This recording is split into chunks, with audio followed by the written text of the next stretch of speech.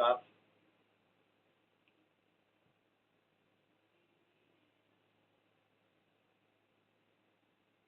हमारे जीवन में समय समय पर ग्रहों का दुष्प्रभाव देखने को मिलता है। तो जब ग्रहों का दुष्प्रभाव होता है तो हमारी जो जीवन शैली है, जो जीवन पद्धति है, जो जीवन का आचार विचार है, जो जीवन का नियम संयम है, या यूं कहें कि जो हमारी अच्छाइयाँ हैं, वो बुराइयों में परिवर्तित।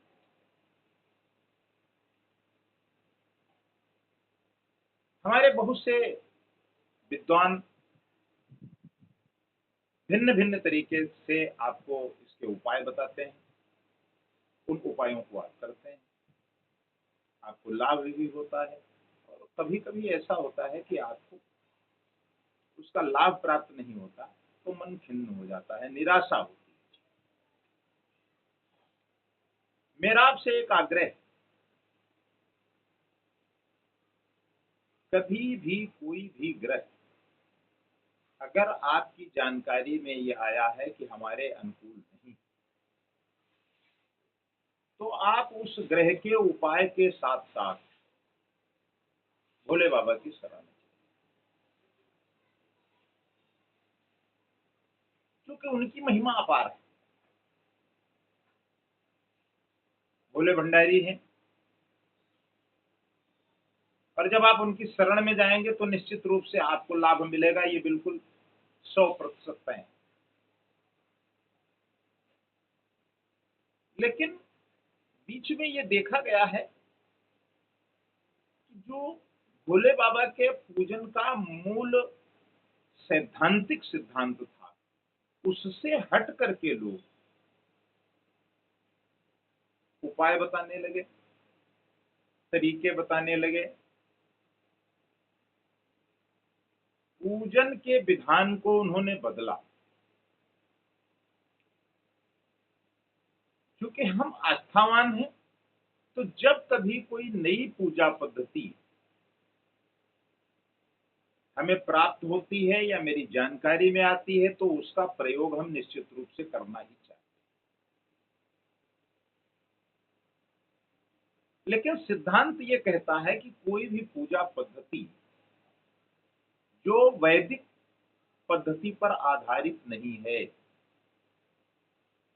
जो शास्त्रोक्त नहीं है, जो वेदोक्त नहीं है, उस पूजा पद्धति को अपना करके यदि आप ये सोचते हैं कि मेरे जीवन में कोई लाभ प्राप्त होने वाला है, तो यह बात सिर्फ आपके दिमाग का भ्रम है।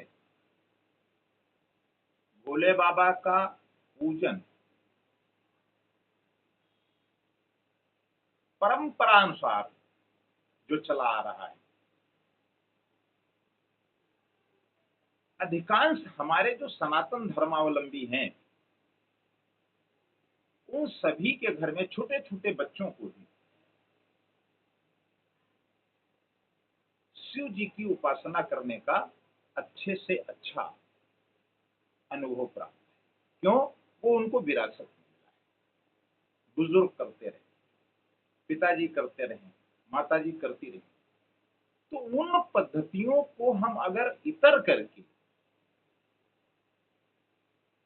किसी के द्वारा बताए गए नए नियमों का सृजन करके और उसका उपाय करना चाहते हैं, तो आप ये भी समझ लें कि अगर शास्त्रोक्त वेदोक्त नहीं है, तो लाभ की जगह पर हानि होने की संभावना है।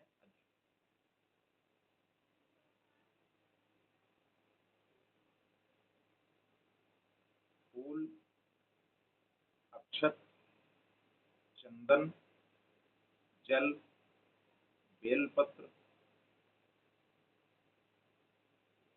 ये शिव उपासना के लिए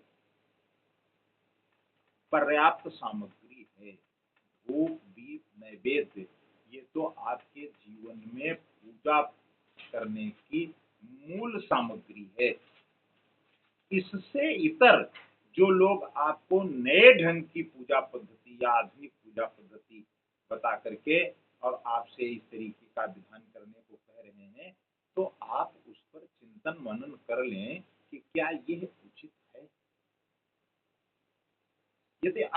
स्वयं उचित नहीं लगता है तो किसी के भी द्वारा बताए गए कोई भी कार्य इस प्रकार के न करें जो शास्त्र सम्मत नहीं।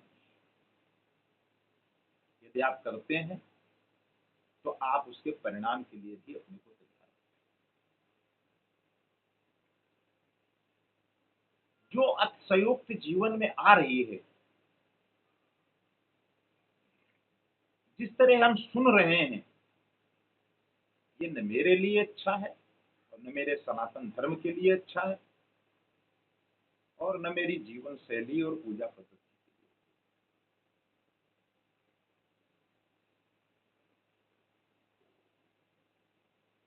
शिव तांडव स्तोत्र का पाठ करें। थोड़ा कठिन है, अभ्यास करेंगे आ जाएगा। शिव तांडव इस स्तोत्र का जो 17वां श्लोक उसमें लिखा हुआ है कि पूजावसान समय 10 वक्त गीतम यह शंभु पूजन परम पठित प्रदूषे तस्य स्थिराम रथ गजेंद्र तुरंग युक्ताम लक्ष्मी सदैव सुमुखी प्रद। पूजावसान समय 10 वक्त गीतम, पूजा के समय अगर आप इसका पाठ करते हैं, पूजावसान समय 10 वक्त गीतम यह शंभु पूजन परम पठित प्रदूषे तस्य स्थिराम रथ गजेंद्र तुरंग युक्ताम, आप जीवन के सभी सुख आपको प्राप्त, किसी भी सुख से आप वंचित नहीं रह सकते, ऐसा हमारा शास्त्रोक्त मत है। आप करके तो देखें।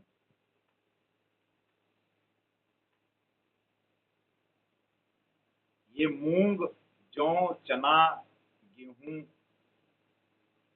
इन सबको चढ़ाने के पहले आप एक बार अपने शास्त्रों का अध्ययन करें। आप सब सनातन धर्मावलंबी कुशल विद्वान और अच्छे पढ़े लिखे लोग हैं, क्या हमारे शास्त्रों में इस तरीके का कोई उल्लेख है? और यदि नहीं है तो कृपया इनसे दूर रहें। जो सनातन पद्धति है उसी के अनुसार आप पूजा पाठ भोले बाबा के करें, वो आपसे प्रसन्न रहेंगे। ये मेरा दावा है, ये मैं आपको निश्चित रूप से कह सकता हूँ 100% गारंटी के साथ कि कोई भी ग्रह आपका अनिष्ट हो, कोई भी ग्रह आपके विपरीत हो, आप भोले बाबा की शरण में जाइए, शिव तांडव का पाठ करिए, संध्या पूजन बंधन करिए, निश्चित